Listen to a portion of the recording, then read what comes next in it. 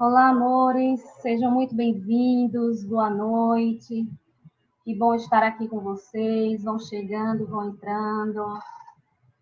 Prazer imenso retornar a casa. Estou aqui na nossa casa, na Unibra, no Campus 2. E é impressionante ver essa sala e essas paredes e esses corredores sem vocês.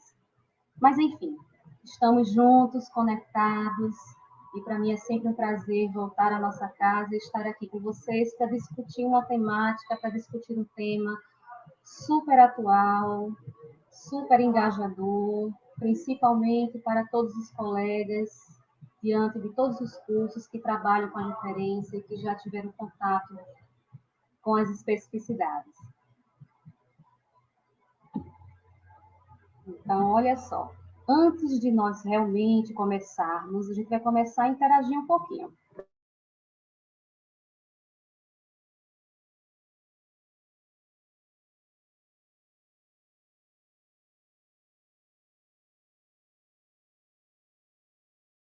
A gente vai começar, a gente não vai interagir. Então, vamos acessar todo mundo aí agora, vinculado aí ao Meet de Pedagogia, o site www.mente.com.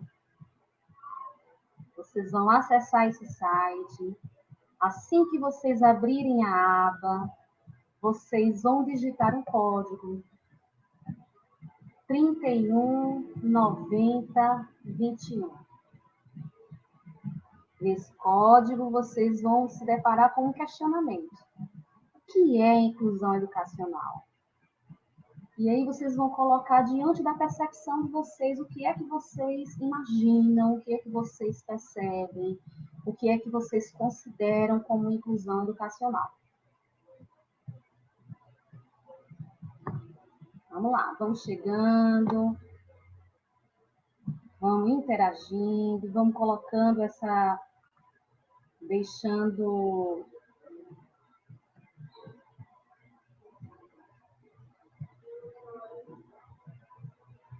deixando essas 3 palavrinhas.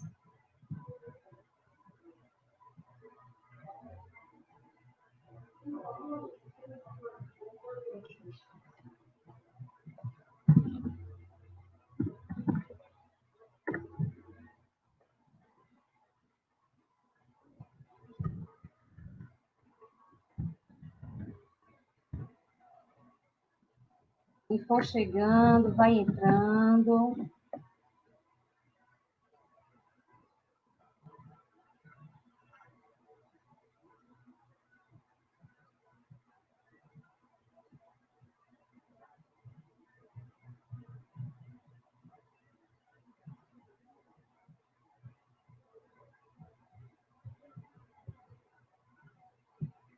Isso, já tem gente começando aí a colocar.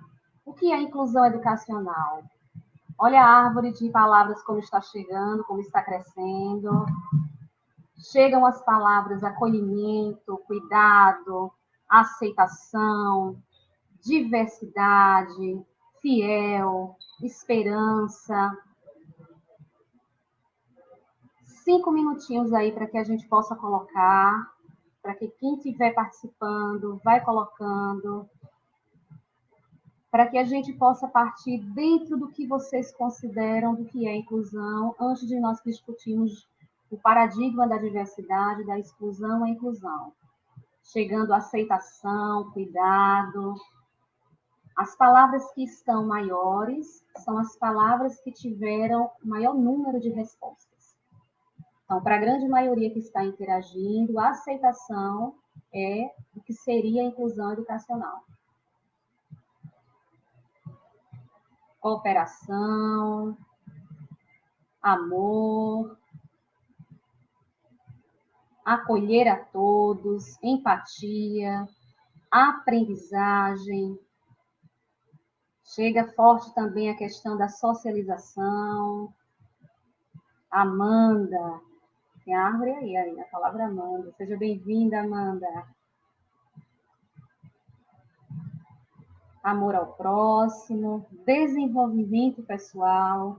Nós vamos discutir justamente a trilha de onde começou o paradigma da diversidade, o paradigma da exclusão, a inclusão, respeito. Olha a nossa árvore como está ficando bonita. É exatamente isso. Trabalhar com a diversidade, trabalhar com a diferença, é quando nós perpassamos por todos esses pontos que vocês estão colocando, mas de uma maneira muito, muito cuidadosa, de uma maneira que nós vamos nos contrapondo àquilo que éramos, o que somos e o que queremos. Olha para a palavra empatia crescendo muito. Diversidade, cuidado, respeito, afetividade chegou agora. Muito bem, ótimo. Olha a árvore como está crescendo. Seja bem-vindo, Eudo. Seu nome está aqui. Aproveitar antes da gente, de quanto a árvore vai crescendo, agradecer à Unibra, à coordenação, na pessoa da professora Edilene, toda a reitoria, a equipe aqui de intérpretes e de TI, sempre muito presente. Essa equipe que está aqui fazer a coisa acontecer, né? Para que a gente tenha o melhor meeting de hoje. Então, vamos lá. A gente vai encerrando um pouquinho com essa árvore, e a palavra que fica mais alta, em caixas mais altas, em fontes mais altas, é diversidade, aceitação e empatia.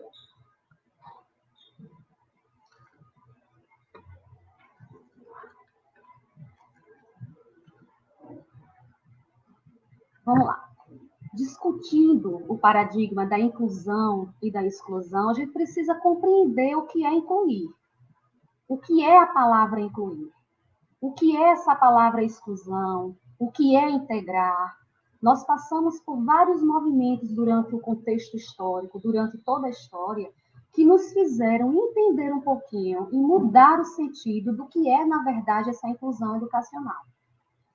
Então, nós temos aí no primeiro círculo, no primeiro informação, primeiro ícone, a palavra inclusão. Vocês veem aí os pontos verdes misturados com os pontos vermelhos, com os pontos amarelos. Todos estão juntos no mesmo espaço, interagindo e experimentando das mesmas experiências. Esse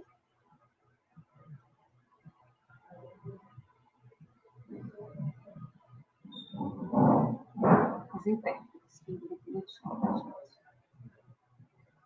Esse é o principal ponto para que a gente possa estar entendendo o que é o conceito de inclusão, todos estarmos juntos, independente de raça, de cor, de deficiência, de especificidades, porque, na verdade, a inclusão ela não só perpassa pelas questões de deficiência, ela perpassa pelas questões da diferença de raça, de cor, de etnia, de religião.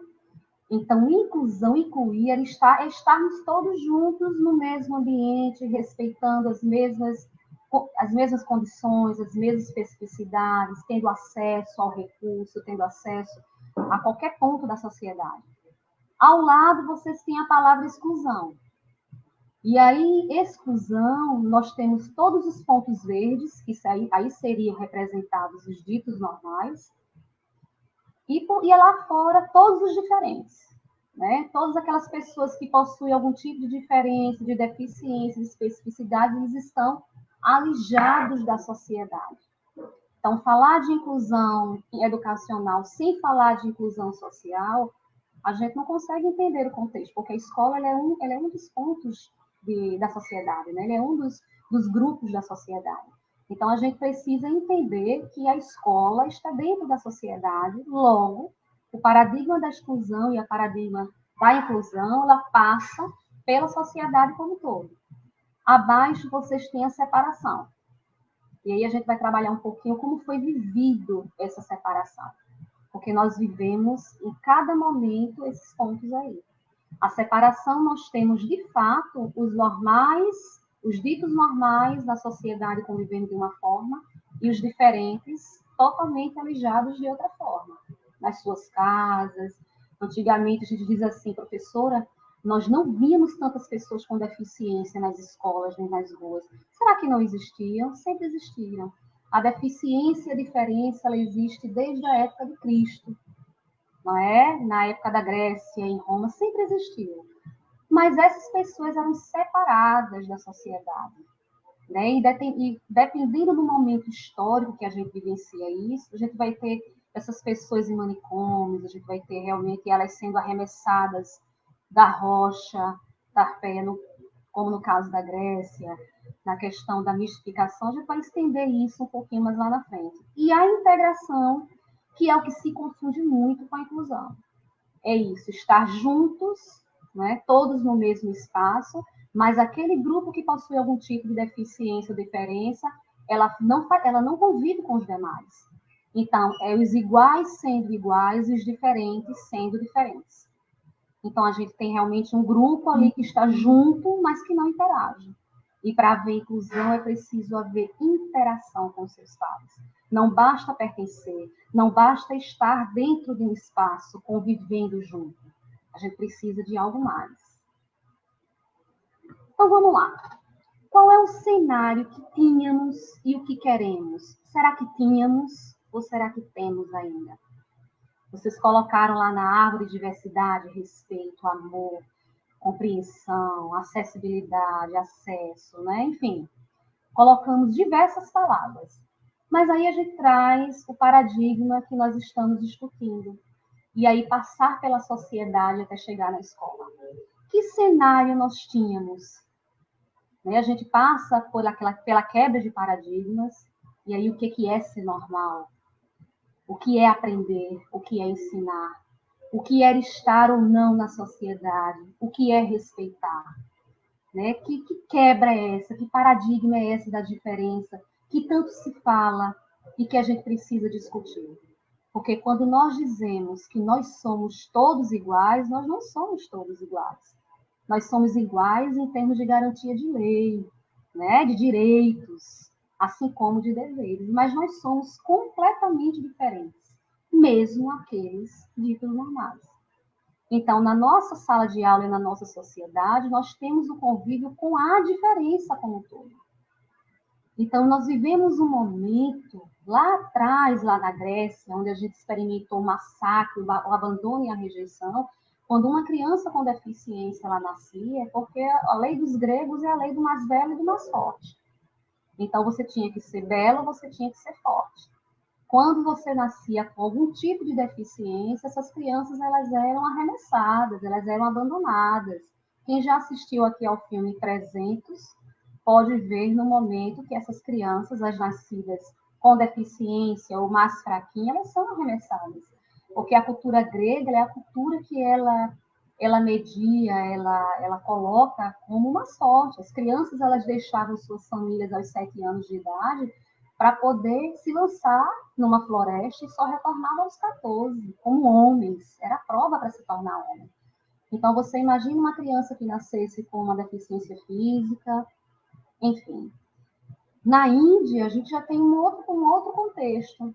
As crianças que nascem, as pessoas que nascem com algum tipo de deficiência, elas são portadoras de Vênus, de divindade, são verdadeiros deuses. Então, a gente tinha meninas nascidas com várias perninhas, com vários braços, e elas eram consideradas encarnações, reencarnações de deuses. Quando a gente vai avançando no tempo, né, na idade medieval, e aí a gente liga a igreja como sendo um marco histórico desse momento, onde as crianças com deficiência ou com algum tipo de transtorno, elas tinham a marca do pecado, né? E elas estavam possuídas pelo mal, possuídas pelo demônio, e isso era realmente ponto para condenação. A família que tinha alguém é porque estava possuído, né? E isso se prorrogou, isso se prolongou durante muito tempo. Durante muitos anos, nós vivíamos, principalmente as pessoas que possuem algum tipo de transtorno, doença mental, internadas em manicômios, em hospícios, e muitos dos padres, né, da igreja, enfim, não defendendo credo nem nada disso, mas era possuído, era a questão da possessão mesmo. Então, nós vivemos esse marco histórico E aí o tempo foi avançando, mas essas pessoas não tinham oportunidade. Não tinham, era como se realmente elas não pertencessem à sociedade. Então, nós vivemos por muito tempo, quem tem um pouquinho de idade, assim, mais né, da década de 50, 60, 70, anos 80, quem andou ali pela Dantas Barreto, via muito as pessoas com deficiência pedindo. Tenho certeza que vocês vivenciaram, quem anda pelo centro da cidade vivenciou isso. E nós víamos essas pessoas alijadas da sociedade. Então, essas pessoas não eram inseridas no mercado de trabalho, muitas delas não tinham acesso à educação, porque viviam realmente alijadas, era a exclusão total. Eu não olho para você, você não olha para mim. E aí, muitas delas viviam em condição miserável, pedindo. Dani, isso foi só aqui no Brasil? Não. Isso foi um movimento mundial. Muitas pessoas com deficiência viviam dessa forma no mundo. E acreditem vocês que hoje ainda se vive assim. Eu tive a oportunidade de passar um pouquinho lá no Chile, de viver um pouquinho lá no Chile, e nós vemos muito no Chile hoje o que nós víamos aqui na Dantas Barreto na década de 80, de 90. Então, não é algo, o paradigma, a inclusão, quando a gente discute a inclusão que começou com a Declaração de Salamanca lá em 94, né, que a gente acha que a coisa está muito avançada, a gente vê ainda países que estão engatinhando no processo da inclusão educacional e da inclusão social também, porque uma grande massa é excluída socialmente. E aí, o que nós temos ainda aliado a tudo isso? Os princípios homogeneizadores, que todos devem se assemelhar ao comportamento dito normal, para poder conviver em sociedade.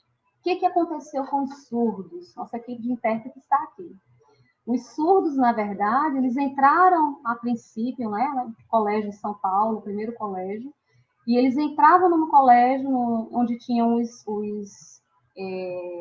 as pessoas ouvintes, né, os professores, os instrutores, onde eles colocavam fone nas crianças com surdez e ficavam oralizando na frente deles, porque na visão deles os meninos iriam falar. E assemelhando-se a esse comportamento dito normal, migrar para a inclusão educacional. E aí as pessoas não conheciam que existem vários tipos de surdez, seja ela condutiva ou acessório neural. Condutiva é aquela que a gente coloca o aparelhozinho, a ASE, tem surdo que consegue fazer a leitura labial. E assim, a neuro, que a gente tem a perda total, jamais ele com fone, né, um desrespeito, ele iria oralizar. E ali você tinha aqueles pais que ficavam assistindo e os instrutores tentando fazer com que o surdo oralizasse. Nesse momento, nós temos ainda a exclusão, nós não aceitamos a diferença. Isso. E quando a gente aceita a diferença, a gente aceita a especificidade de cada um. No caso nosso, nós temos aqui no Brasil duas línguas, a língua portuguesa e a Libras, que é a língua brasileira de sinais, como sendo as duas línguas oficiais. E muita gente não sabe disso. Não é? A gente fica investindo no inglês, no francês, no espanhol, mas a Libras ela foi reconhecida como a nossa segunda língua oficial. Então, para que a gente chegasse ao que a gente tem hoje, muita coisa aconteceu. Nós passamos do massacre para o abandono social, até chegar ao ápice de Salamanca, quando ela defende lá na Espanha a inclusão para todos, onde a Unesco se junta nesse movimento, onde a Constituição Federal já tinha sinalizado o início em 88, mas estava apenas na letra da lei. E a gente passa pelo caminho da sensibilização para implementar políticas públicas, para implementar práticas que realmente facilitem a inclusão e que propiciem a inclusão educacional. O que a gente quer? O que nós queremos diante de tudo isso? Nós queremos o reconhecimento das diferenças como processo natural do ser humano. É natural ser diferente. Ninguém é obrigado a ser igual a ninguém. Nós não somos iguais a ninguém, nem devemos ser iguais a ninguém. Mas esse reconhecimento da diferença é eu tratar a todos como todos merecem ser tratados, e não tratar os iguais como iguais e os diferentes como diferentes.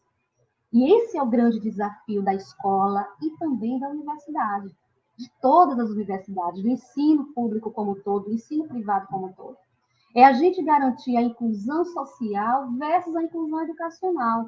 É a gente dar acesso desde o momento que essa pessoa está entrando até o momento que ele chega, na verdade, no espaço. É nós darmos acesso à escola regular, ao currículo, utilizando os artefatos da tecnologia assistiva, mas da flexibilização curricular. Dani, é tão difícil fazer isso? É muito caro fazer isso? Não. Aí a tecnologia assistiva e a flexibilização curricular, ela vai partir muito mais da prática pedagógica do professor, do fazer pedagógico. Claro que um teclado legal, claro que a acessibilidade do prédio, que é em relação às barreiras arquitetônicas, que a gente vai ver mais um pouquinho lá na frente, ela vai mostrando isso para a gente, que tem que existir um arcabouço maior, porque não se faz educação, cada um no seu quadrado, não é verdade? Para que a gente tenha um processo de inclusão educacional, a gente precisa que as esferas deem-se as mãos. Porque, na verdade, eu vou precisar mexer na arquitetonia, na questão arquitetônica do prédio, mas eu vou precisar mexer no currículo, na flexibilização curricular, porque a gente não vai mudar o currículo não muda, mas a gente flexibiliza sim, mediante as nossas práticas. A gente vai mudar a questão do acesso à avaliação, porque a gente precisa entender que o processo avaliativo ele não é fim, ele é início, ele é meio e ele é fim. E propiciar os artefatos da tecnologia assistiva. Então, o que a educação inclusiva ela passa a necessitar? O que ela precisa que a gente realmente discuta, que a gente realmente invista? Ela precisa que nós entendamos que, diante da nossa sociedade, a gente tem uma sociedade diversa. Nós temos uma diversidade aí que não tem mais como negar. Estamos vivendo um momento agora que não tem como a gente sair do mesmo jeito. Ontem eu estava discutindo um outro contexto, onde a gente vivenciou o que seria, qual o cenário educacional para as crianças com deficiências, para todos os alunos depois da pandemia. Não é? O ensino presencial, o ensino não presencial. Como é que esse atendimento está sendo feito? Na verdade, as aulas que precisam ser mais engajadoras, o processo de diversidade, ela existe eu estando presente ou não estando presente. De que maneira eu posso fazer isso? Qual é o perfil agora de educador que emerge? Porque, na verdade, a pandemia ela não revela dificuldades, ela acentua as desigualdades que a gente tem. Então, partindo da diversidade, a gente precisa ter uma aceitação e reconhecimento das diferenças. Eu preciso te aceitar e reconhecer que você é diferente de mim, todos nós, independentemente da tua especificidade. Então, eu vou te receber, eu vou te acolher, vou trabalhar com você, independentemente disso. Então, eu costumo dizer, quem já participou comigo de outros momentos, é aquele filme do Rei Leão. Quem lembra do filme do Rei Leão? Enxergar além do que se vê. A gente precisa enxergar além do que se vê.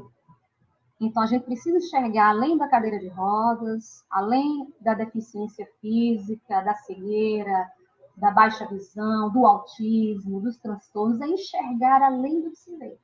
Porque além daquele laudo, além daquele diagnóstico, eu tenho um ser humano. E um ser humano que tem suas dificuldades, lógico, como todos nós, e suas especificidades também. Por isso que a partir desse momento, a gente tem uma diferenciação na nomenclatura.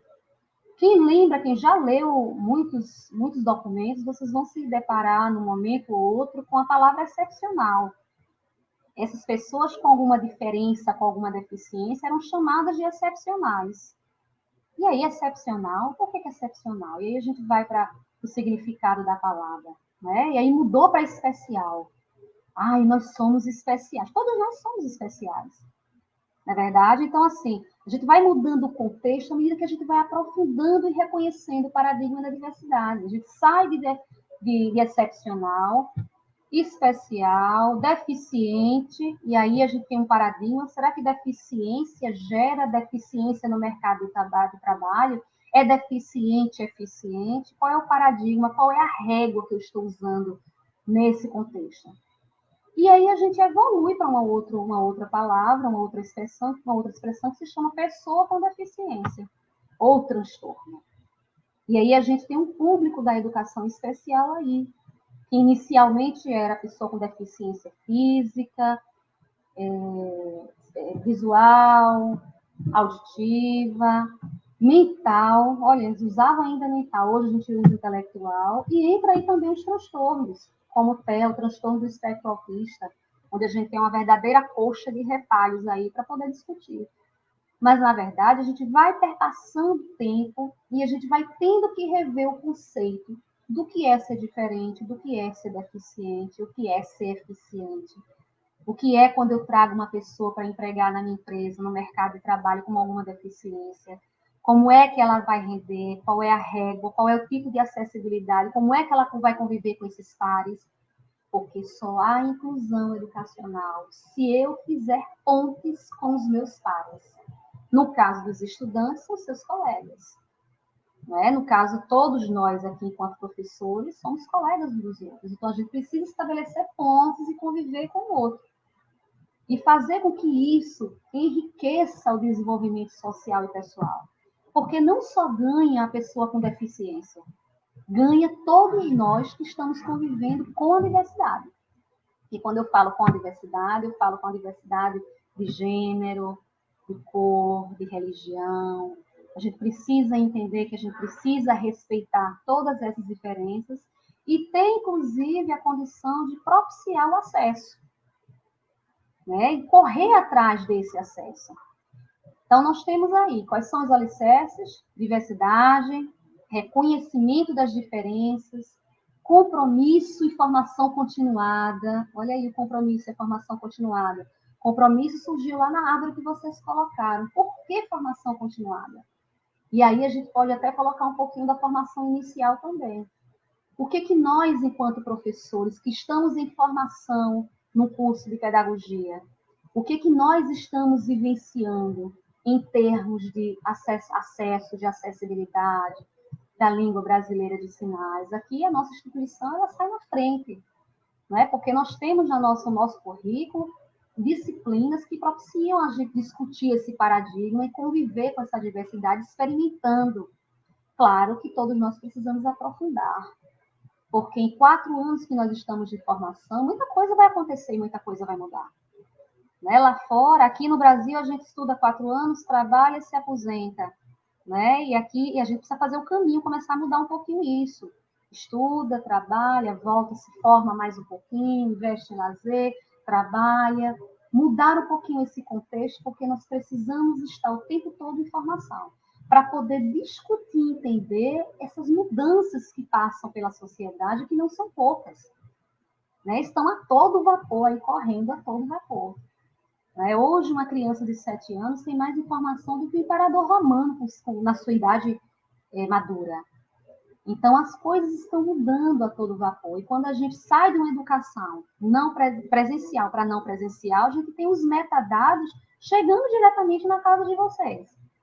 Porque a tecnologia nos propicia isso. Essa informação, ela chega logo, ela chega de imediato, porque nós estamos usando vários tipos de metodologias e de canais que nos propiciam isso. Então, tudo isso junto, tudo isso nessa reta aí, nesse caminho que está aí bem sinalizado, vai propiciar a inclusão. Vai caminhar para a inclusão.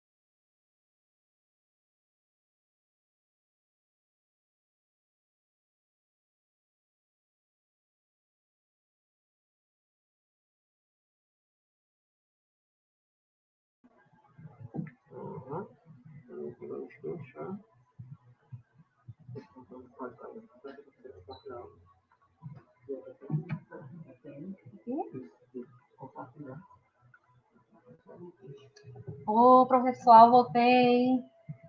Todos me ouvem? Vamos lá? Responda aí no chat. Oh, coisa boa, arrasou. Voltei? Muito bem. Vamos agora para o vídeo? Vamos lá?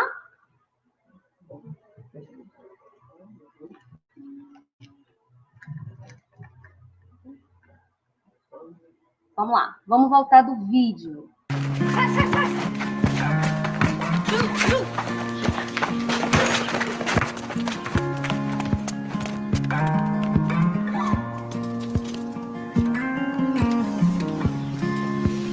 Hey. Hey.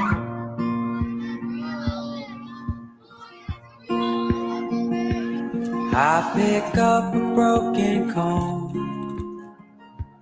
run it through my thin gray hair. Though I don't have any plans tonight, I'm not going anywhere. Well, I should have seen this coming. Come on.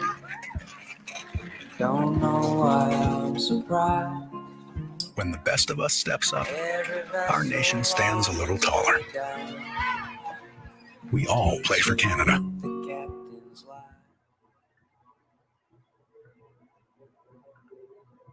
Muito forte, não é isso? E é tudo isso que nós vínhamos discutindo, não é? Na verdade, nós precisamos nos fazer pertencer. Não basta a gente reconhecer a diferença do outro se nós não temos como nos fazer como o outro. Então, nada melhor do que a gente entender aquilo que o outro está passando quando a gente passa, não é verdade? Nada melhor do que a gente entender o que é uma perda, o que é um parente com deficiência, ou experimentar a inclusão educacional quando a gente recebe a criança com deficiência. E aí a gente recebe o ser humano como um todo, o ser humano com suas habilidades, com suas potencialidades e também com toda a sua dificuldade. E aí é essa ressignificação da prática pedagógica que vai fazer com que a gente possa propiciar uma experiência educacional inclusiva positiva. Eu não digo sem dificuldades, porque a dificuldade ele vai existir diante do nosso processo de vida como um todo. Você quer uma vida de dificuldade, uma vida sem dificuldade? Não vai ter. Na verdade, nós estamos aqui enfrentando todos os desafios do mundo, como o mundo como um todo.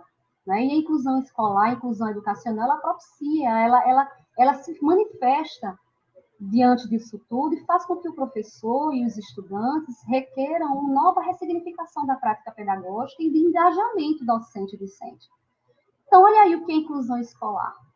Olha como é que está aí o nosso mapa mental.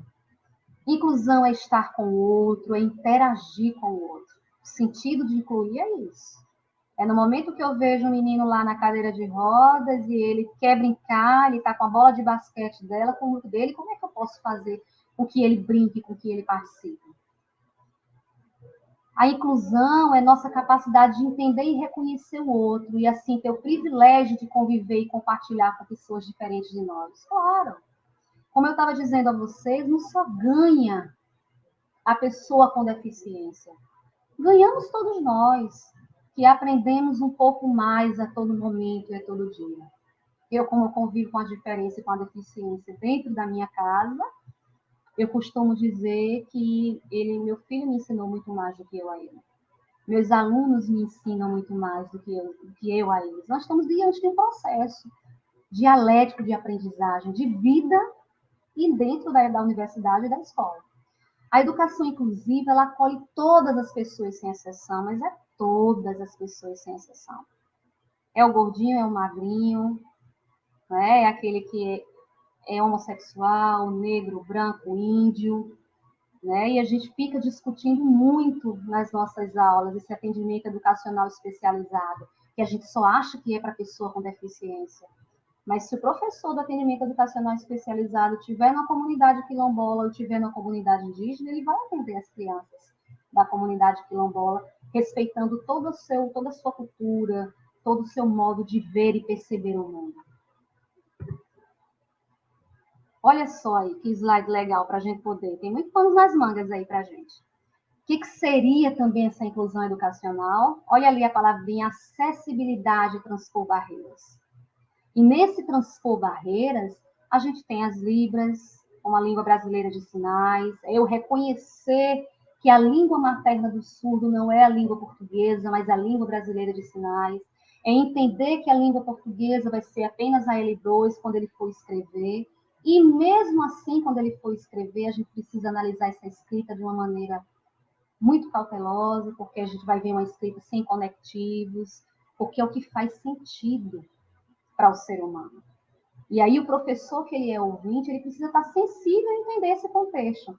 Senão a gente vai avaliar todos os alunos igualmente. E a gente não pode nem fazer isso com quem é dito normal.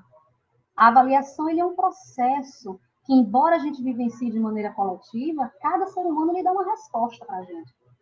Cada ser humano ele tem um ritmo. Ele vai aprender de uma forma. Eu não posso entrar numa sala de aula com 30 alunos esperando que os 30 tirem 10 ao final do ano e sejam exímios.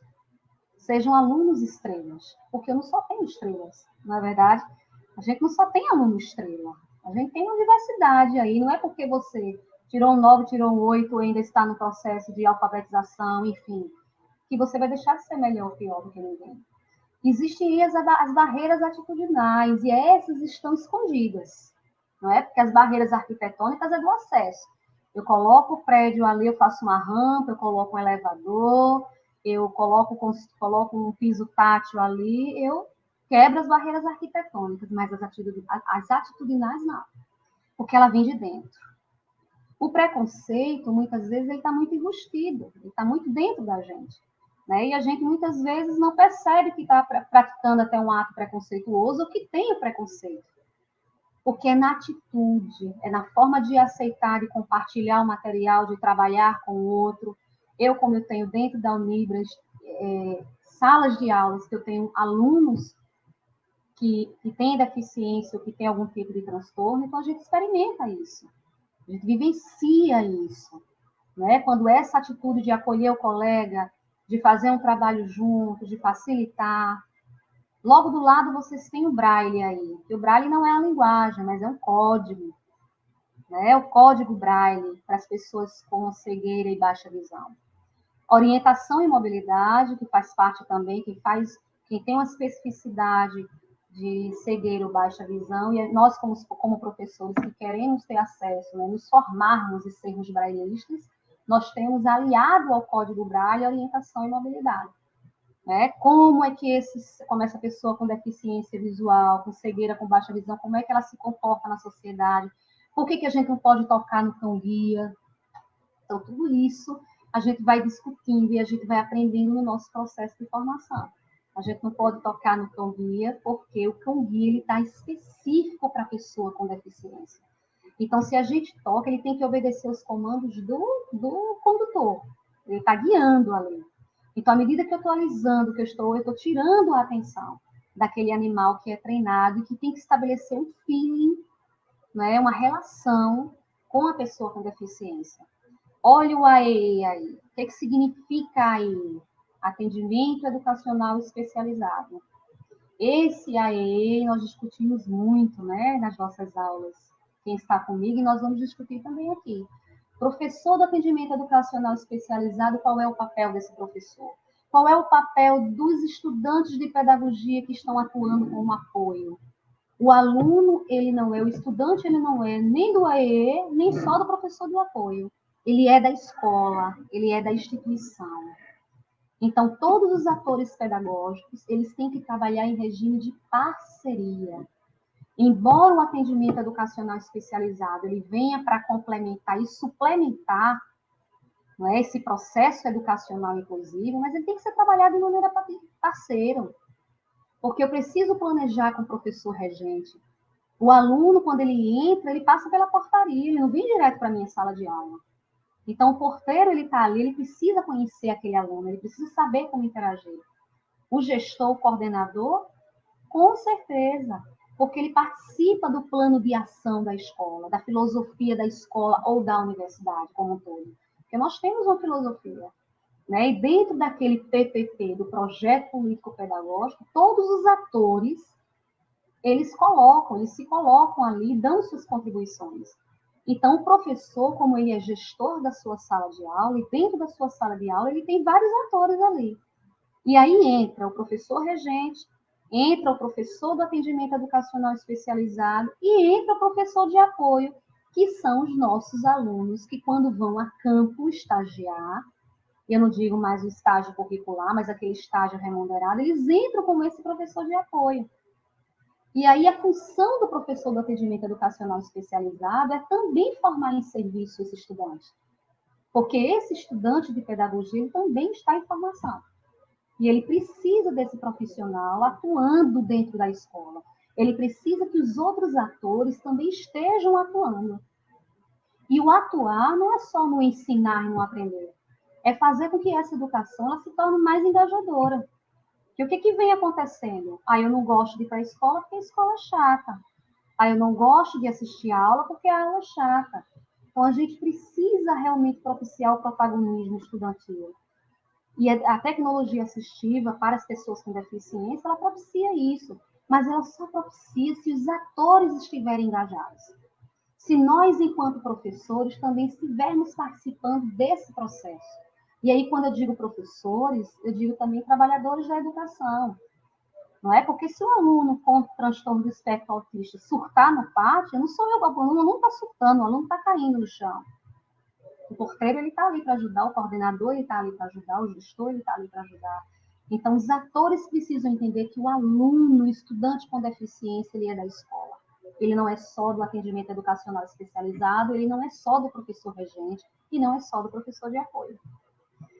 Aliado a isso, nós temos a flexibilização curricular, extremamente importante. Quando eu reconheço que meu aluno é diferente, eu estou reconhecendo que ele tem dificuldades, mas eu também estou reconhecendo que ele tem potencialidades. Quais são as potencialidades que eu posso buscar para que no meu currículo aquele aluno possa vivenciar? A avaliação ela vai ser escrita, ela vai ser oral? De que maneira a gente vai poder fazer isso? Será que a dança, será que a música, será que a arte? De que maneira esse aluno ele vai conseguir transpor a sua aprendizagem? Que tempo pedagógico será esse que a gente vai fazer isso, que a gente vai perceber isso? Isso é feito na flexibilização curricular. Quando eu faço adaptação de recursos pedagógicos, quando eu preparo a aula para a turma toda. Por isso que planejar é você escolher. E quando eu escolho, eu abdico alguma coisa. Isso não quer dizer que o que eu abdiquei eu não vá resgatar mais lá na frente, mas eu preciso escolher. Eu preciso eleger meus indicadores de avaliação para uma turma toda. E quais são os indicadores? O que é que eu estou avaliando naquela turma? O que é que eu preciso, de fato, avaliar naquela turma? Tudo isso é aliado às questões de acessibilidade, das barreiras que a gente tem que superar. Olha as barreiras aí.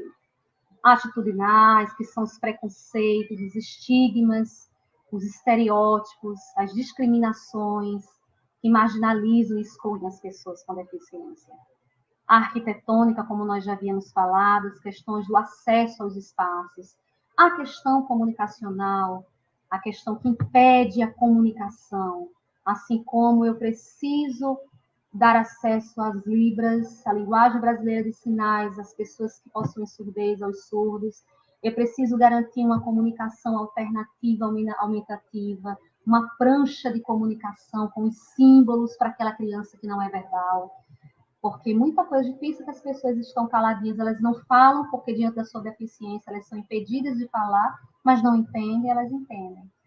E muitas vezes a forma que elas têm, possuem de se comunicar, muitas vezes com dispositivo, muitas vezes com uma prancha de comunicação. Então, há de se superar ainda as barreiras comunicacionais. A metodológica, que são os métodos e as técnicas pedagógicas. O que é que eu preciso fazer? Qual é o meu fazer pedagógico que vai fazer com que essa criança, com que esse adolescente, com que esse adulto, ele tenha sucesso na sua vida escolar? Quando eu digo sucesso, isso não quer dizer que ele vai ser um bombeiro, um médico, um cientista, e pode até ser. Mas sucesso dentro do seu tempo, dentro da sua trajetória. Porque o ser humano, ele não só é cognição. A gente tem que pensar no ser humano como um ser humano integral. O ser humano, ele é físico, ele é intelectual, ele é emoção. Então, qual é a metodologia? O que, é que eu estou fazendo para atingir esse ser humano como ser humano integral? A programática, que são os obstáculos invisíveis, né, em políticas públicas. A legislação, as normas, os regulamentos institucionais que contribuem no processo de segregação e exclusão das pessoas com deficiências. Então, veja, muita coisa está na letra da lei, mas muita coisa não chega, né? Principalmente na escola pública, aí, não chega os apoios, enfim. Mas são barreiras que nós temos e que precisamos superar. Isso não vai ser superado hoje, isso é um processo, porque as barreiras vão mudando a partir do momento e do contexto histórico que nós estamos vivendo, porque a sociedade ela é volátil. Então, essas barreiras, à medida que eu supero uma hoje, pode ser que amanhã eu retome, né? Porque a gente está em constante mudança, a gente precisa mudar. E aí aqui eu trago para vocês os principais marcos legais da educação inclusiva, né? Desde a Constituição Federal de 1988, a LDB, o Estatuto da Criança e do Adolescente, porque, Dani, isso faz parte da educação inclusiva? Claro que faz. Não se pensa educação cada um no seu quadrado, né? Educação inclusiva, ela perpassa desde os níveis da educação infantil até o ensino superior. Então, eu não vou trabalhar com a educação inclusiva apenas no infantil, apenas na universidade. Isso vai perpassar a vida do ser humano. Né? Olha a lei do estágio aí para os meus alunos, a lei de acessibilidade, de Libras, do cão-guia, que eu falei agora há pouco, o Plano Nacional da Educação, o Passe Livre, o Programa de Complementação ao Atendimento Educacional Especializado, transtornos mentais. Por que está mental? Porque a lei ela traz transtorno mental. E a última lei, que é a prioridade de atendimento às pessoas com deficiência ou com mobilidade reduzida, o desenho universal. Todas essas leis estão disponíveis, né, a qualquer momento para que a gente possa entender esse processo. Voltei, meus amores. O negócio estava bom, não foi? Esquentou, o chat bombou. Vamos lá, vamos retomar? Olá? Tá gostoso, tá ficando bom, tá bom demais, então vamos lá. Assistimos o vídeo, não foi? E aí vocês viram a nuvenzinha lá se preparando, né, entregando todas aquelas crianças, né, aqueles animais. Aí vamos trazer um pouquinho para a realidade da gente, da escola, da universidade. É o belo, é o bonito, aquele que não dá trabalho, aquela coisa linda, né? E aí outros atores pedagógicos ali, caminhando e trabalhando com aquelas pessoas. E aí sobrou para uma cegonha, né? O trabalho de trabalhar com a diferença. E aí, como eu vinha sinalizando para vocês, trabalhar com a diferença, trabalhar com a diversidade não quer dizer estar sem dificuldade. Nós vamos ter dificuldade, sim, durante todo o processo da gente educacional, porque a diferença, ela faz com que a gente remonte e ressignifique o tempo todo a prática pedagógica. Ela nos tira da zona de conforto. E ela faz com que pensemos que uma aula ela tem que ser para a turma toda. Como é que eu vou chegar naquela criança? Como é que eu vou chegar naquele adolescente? Como é que eu vou chegar naquele adulto? Não é? Então, você vê que a cegonha ela não desistiu. A nuvem estava lá chorando, ficou com raiva. Acontece, né? Porque o ser humano ele é um ser humano integral. Ele não só é cognitivo, ele é emoção. Então, tem momentos que a gente chora, tem momentos que a gente fica com raiva, tem momentos que a gente pensa em desistir. Não é? Mas o que foi que aconteceu? Em vez de desistir, ela foi procurar artefatos. E como ela poderia trabalhar melhor? No nosso caso, nós temos que buscar outros tipos de metodologias, investir na formação continuada, investir nessa formação inicial. Como é que eu posso estar aprendendo mais e mais do que também só aprender? Trocar experiências exitosas com nossos pais. Porque não basta só eu saber muito de algo. Se eu souber muito e não conseguir trocar com os meus pares, o que adianta a gente saber muito? Não é verdade?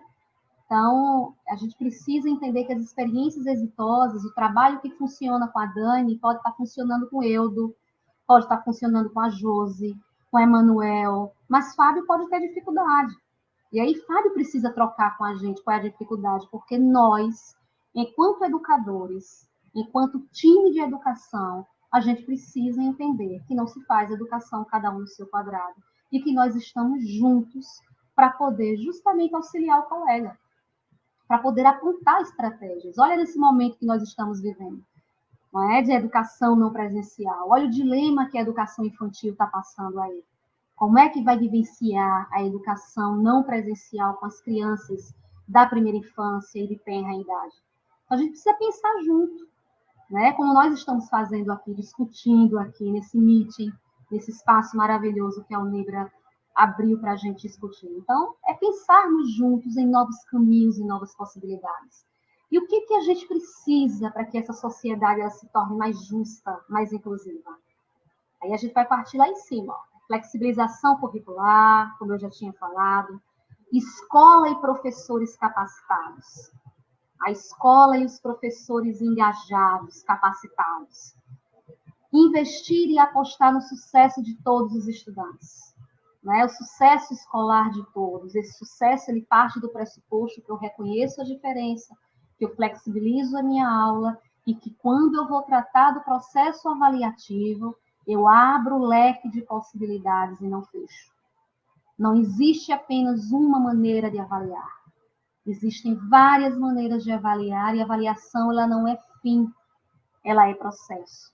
Ela é processo, inclusive, para que eu me avalie enquanto professor na minha prática pedagógica. Será que está dando certo? Será que o que eu estou fazendo, eu estou conseguindo atingir a todos ou eu preciso retomar? O que é que eu preciso fazer? A pessoa com deficiência passa a desempenhar funções de ator e não de espectador. Isso é extremamente importante.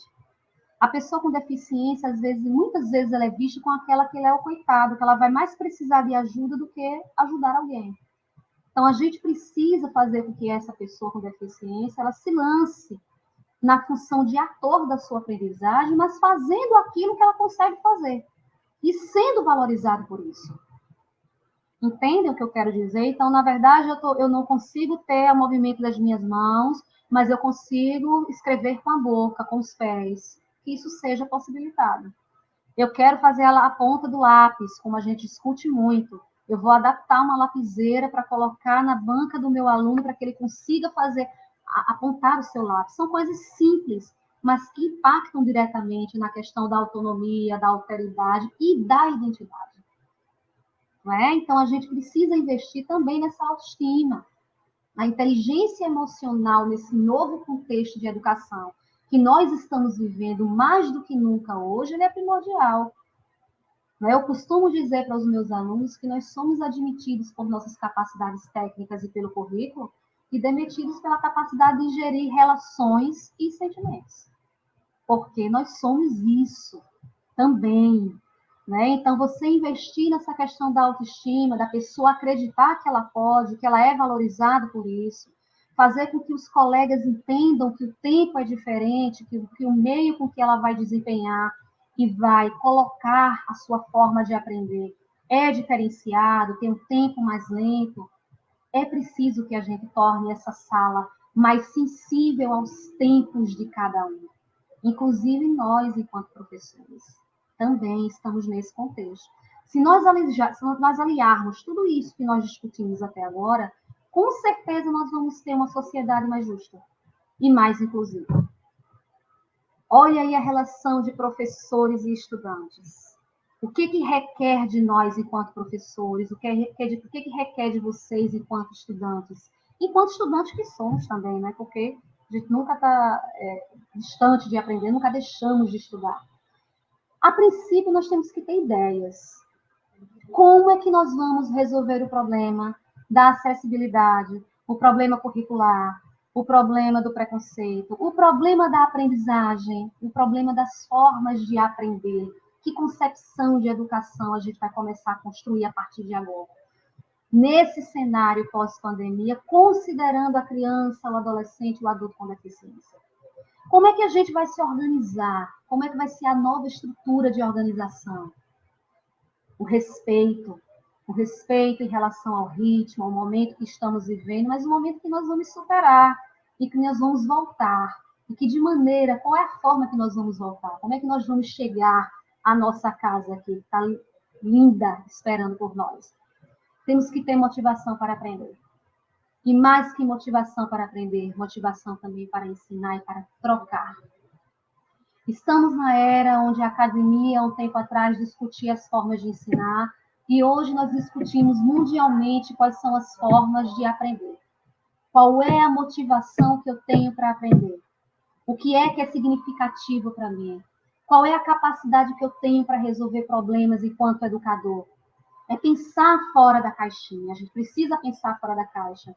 Resolver problemas, a capacidade de resolver problemas e a criatividade, ela é inerente a nós enquanto seres humanos. Quantas soluções nós não estamos fazendo hoje, nesse momento de isolamento social, de educação não presencial? Nós temos que ter a capacidade de decisão. À medida que eu tenho a capacidade de resolver problema, como é que eu faço para poder implementar essa decisão? Como é que eu faço fazer funcionar? E, no nosso caso, funcionar para a turma inteira. Funcionar, se a gente for para o poder público, a política pública que atinja a grande massa. Porque se a gente não atingir o coletivo sendo política pública, não é política pública, é política de iniciativa privada. Não é? Porque a iniciativa privada ela vai no seu ponto, ela vai no seu foco, ela vai no seu público. Essa capacidade de decisão e essa capacidade de resolver problemas, ela requer de nós uma pesquisação e uma reflexão crítica. A pesquisação não é aquela pesquisa que eu vou fazer sobre determinado assunto. É aquela pesquisa que eu vou aprimorar meu conhecimento e eu vou agir sobre aquilo que eu estou aprendendo. Sobre aquilo que eu me proponho a ser enquanto educador e enquanto estudante. Qual é o papel enquanto gestor, enquanto coordenador. E a reflexão crítica é aquilo que nos acompanha o tempo inteiro. Você vê que a reflexão crítica está bem aliado ao respeito. Por que eu fiz questão de colocar isso?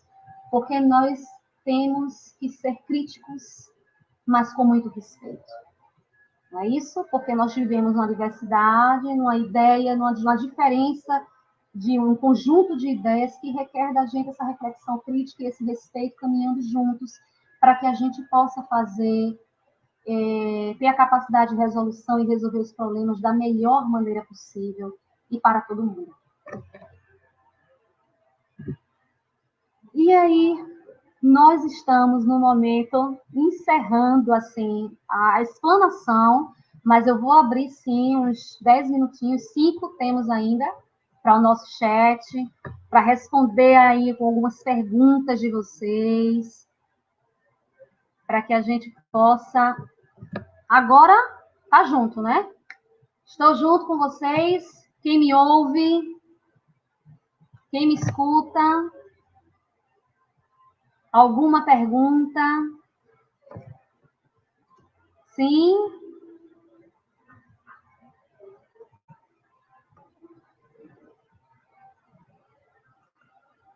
Alguma pergunta? Vamos lá. Tudo ok aí? Tudo? Estamos online? Opa, top, saudades. Isso. Alguma pergunta, gente? O que é que vocês têm? Quais são as contribuições? O que é que a gente deixa? Alguma pergunta para essa professora que vos fala? Anaíla, muito obrigada. Murilo, Gabi, Sara, Stephanie, muitos elogios, muito obrigado. O slide posso sim disponibilizar, Gabi, sem problema nenhum. Depois a gente só precisa ver como é que a gente pode disponibilizar. Claro que sim, muito obrigada. Foi rápido, não foi? Foi sim, mas a gente vai ter outros momentos, né? Esse primeiro meeting foi um meeting que nós experimentamos, toda a equipe docente da Unibra, né? Experimentando a prata da casa. E que bom, né? Que nós estamos nesse momento aqui compartilhando nossos saberes com vocês, com a coordenação, com os nossos reitores. Porque quando é bom acaba rápido. Laura, mas vai ter outros momentos. A gente vai estar em breve juntos. Onde estará disponível os slides, eu vou conversar com a coordenação, e aí, diante das orientações que a coordenação for nos passando, eu vou passando para vocês, e vamos passando para os grupos, tá bom? Gente, eu vou encerrando aqui com vocês. Gostaria muito, imensamente, de agradecer a todos pela paciência, pelo fato de nós estarmos juntos aí, agora são 21h10, né, da noite, estamos aqui juntos, agradecer à universidade, à equipe que está comigo aqui, uma equipe maravilhosa, equipe de intérpretes aqui, dando show de bola, dá um tchauzinho aí, minha equipe de intérpretes, equipe Unibra, show de bola, aos nossos reitores, à minha coordenadora, aos colegas de trabalho, muito obrigada pela parceria, espero ter somado com vocês mais um dia, mais uma noite de hoje. E aí aproveitem, estou às ordens, meus contatos estão aí, o que precisarem. Daniela e Miranda, às ordens para o que vocês precisarem, ok? Maravilhoso, gostaria, se possível, a senhora falasse um pouquinho de... Certo, Ana Luísa. A gente falou logo lá no início da questão da inclusão, da segregação e da separação. Obrigada, parabéns, obrigada. Então, podemos encerrar. Foi um prazer imenso estar com vocês. Até a próxima. Em breve estaremos juntos. A casa está esperando por vocês e a equipe docente também. Morrendo de saudade, mas por enquanto fiquemos em casa. Em breve nós estaremos juntos de novo, tá bom? Um abraço aí a todos.